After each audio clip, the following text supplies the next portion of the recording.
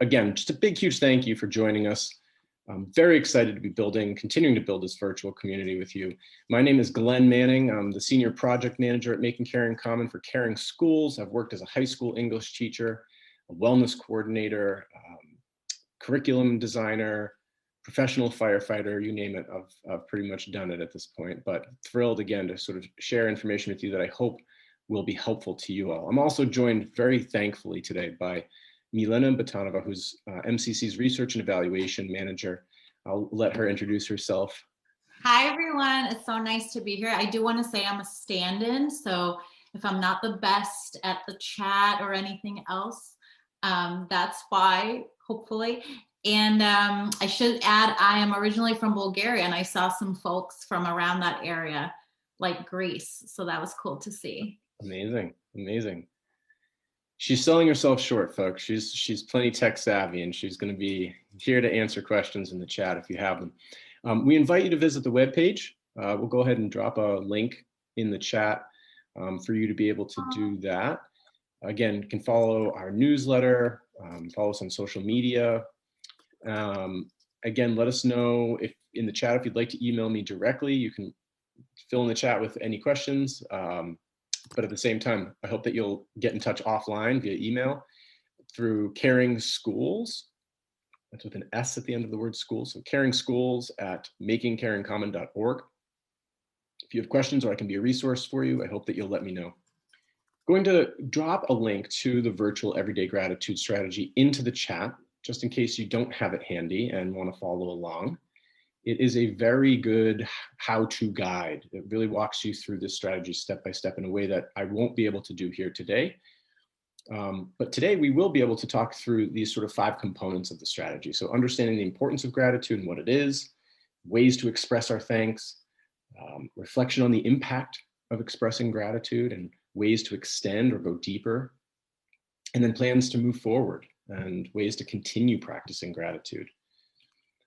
So again, time to hit up the chat and let us know if you care to share in just a few words, what you associate with the word gratitude.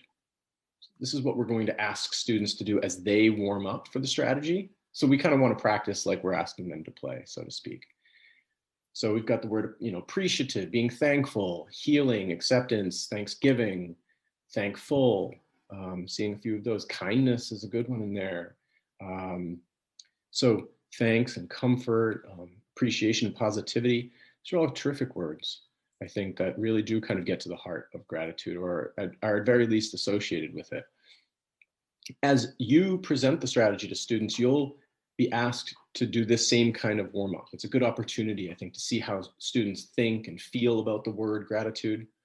Some tips before we move on. We suggest making this sharing anonymous in certain circumstances so that we can get any misconceptions or maybe even negative views of the word gratitude kind of out in the open so that we can grapple with them sooner rather than later. And this could be done through a platform like Poll Everywhere or Google Forms. It can also be a great time to really develop a word cloud and share that with students instead. It's not necessary to do it entirely anonymously if you feel like your class has a good, rich culture in which folks will share honestly and openly, even if maybe they have some negative associations with the word gratitude. But if not, and you feel like anonymity would be helpful in gathering more honest feedback, then go ahead and use one of those tools I just mentioned. The everyday gratitude exercise is designed to help children, and as I said before, adults as well, become more aware of when they show gratitude and how they show it. In order to really kind of engage students, we need to know how they conceptualize the word.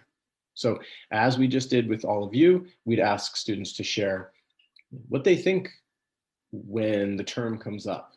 As gratitude may be sort of different for different individuals, you're going to want to expect that and note it for students. This may be a great opportunity for some cultural competency, right? And really leaning into the ways in which this word might be different, expressed differently, understood differently in different cultures. It's going to be important as you help young folks develop in greater amounts and degrees this really core capacity.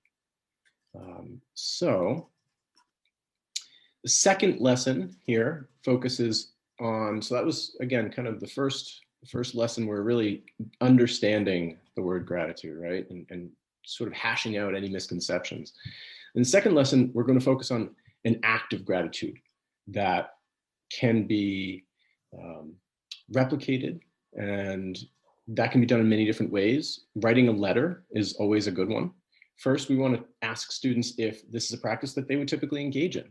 It could be through snail mail, could be a Post-it note, could be even an email, really any media. But I wouldn't automatically assume that students know how to write the letter itself. So once you have an idea of their experience, it's important to kind of lay out some of the guidelines for writing the letter and maybe even provide some examples. I always work best with models. So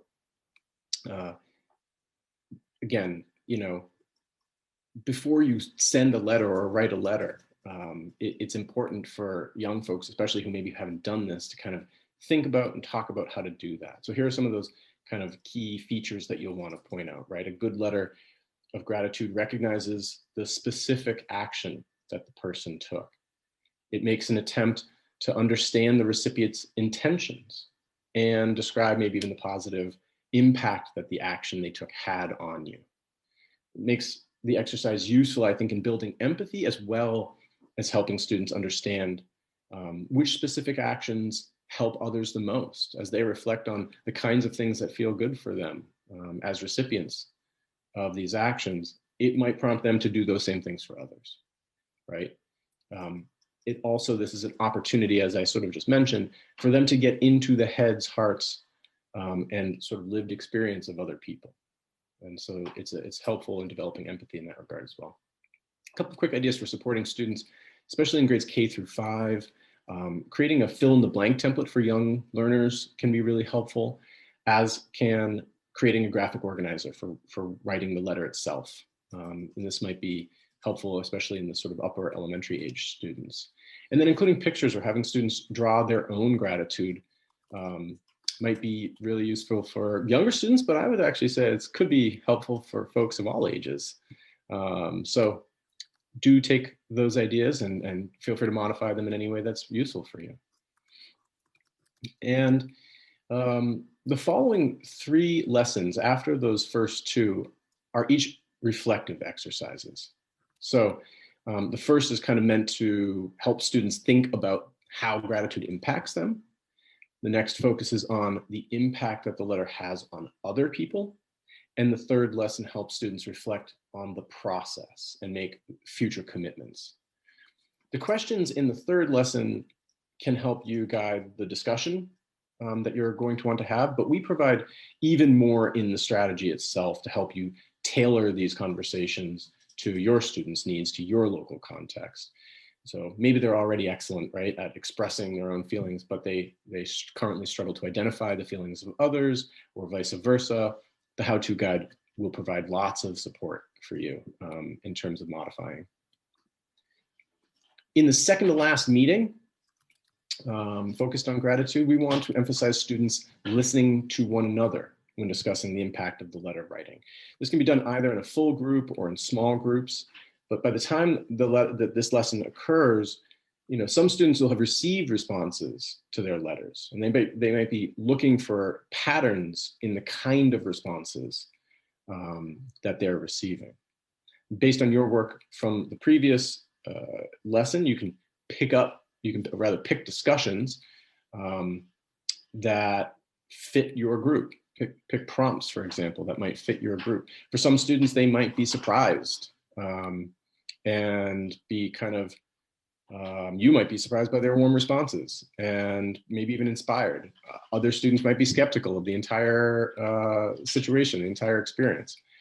The new skill that we really want students to engage in during the lesson is journaling. So you'll ask students to reflect on their own experiences of gratitude and use this time to help them write notes and express gratitude in other ways to more people. Putting pen to paper is obviously a great way to cement the feeling. Also helps students build the routine of writing about and to the people that inspire gratitude for them. So again, note that paper and pen is not the only way that you can journal. or write letters, like text, email, Snapchat. I'm sure some of you are thinking about TikTok, whatever it might be. There are a lot of ways to record and send gratitude. It really all depends on the person receiving the message, how they're going to enjoy it the most. So again, good opportunity to be doing some empathy, some practicing the empathy with regard to how will the person receiving this note of gratitude feel it the most. If you care to, go ahead and answer in the chat the following question. Do you journal for yourself? Would you be interested in starting a gratitude journal of this kind, or this kind of practice, if you knew that it is an important model of behavior to show your students? So in other words, kind of in your own life, do you think that this is something you might do? Again, feel free to fill in the chat with that as we move ahead. For that fifth and final lesson, you may want to wait a few weeks and provide some time for students to practice. This way, you can actually understand if students saw an impact of the letter writing and giving and receiving. If your students feel comfortable, you could ask them to read from a gratitude journal or simply share a story without reading directly. You can invite students to join small groups online with kind of accountability buddies, that kind of thing, or make commitments with the whole group about ways that you'll show gratitude in the future.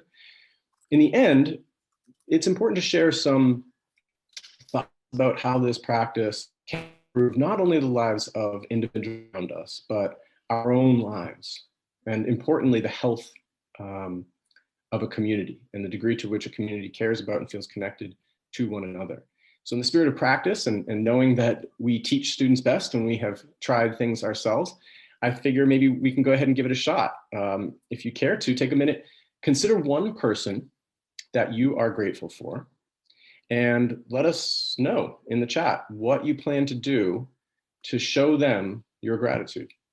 So keep in mind that sharing this strategy with friends and colleagues is a great way to make gratitude more common in your school community. It might even be one of the ways that you'll show gratitude is to go ahead and share this kind of strategy and say, hey, thank you so much for the help that you've provided me. Here's something that I think maybe you could benefit from as well. I've got some incredible responses in the chat, so I really hope that you are keeping an eye on the chat as well. I see things in here that are saying that, folks are saying that they're going to be grateful for their spouses, for the incredible meals that they cook. One person has already gotten up and just given their wife a hug. So I think that these are amazing. And hope that they continue to roll in. Let us know how you're going to share your thanks today and hopefully every day. With that said, it was a lovely experience getting to talk to all of you to further deepen this incredible, rich, and diverse community that we've been growing over the past now almost 11 months. I hope that you will join us again next month, and that you check out the Building Connections webpage, where you can go ahead and register for next month's webinar on everyday caring. So it'll be a very similar kind of strategy, only much more focused on caring and compassion. With that said, a huge thank you to Milena for joining us today and answering some questions and keeping an eye on the chat. A big, huge thanks to all of you who have joined us. Going to go ahead and sign off now and look forward to continuing that conversation with some of you offline.